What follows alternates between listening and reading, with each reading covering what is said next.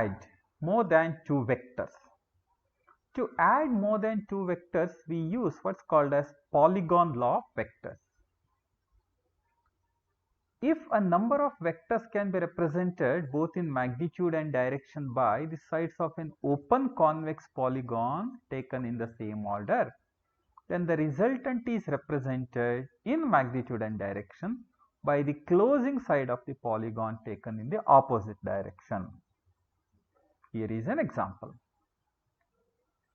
Look at this one. There are a couple of vectors. P is a vector, Q is a vector, S is a vector, T is a vector, etc. They are shown to be originating from the same point. Now, let us take them in sequence. First of all, I have the vector P. So, I'll just maintain this P here. Remember, we need to move it parallel to itself. Then, to the head of P, I am going to join the tail of Q. So, tail of Q is joined to the head of P. Then I will take the next vector S. I'll move it parallel to itself. This is vector S. Then I will move T. If you look at T, this is T.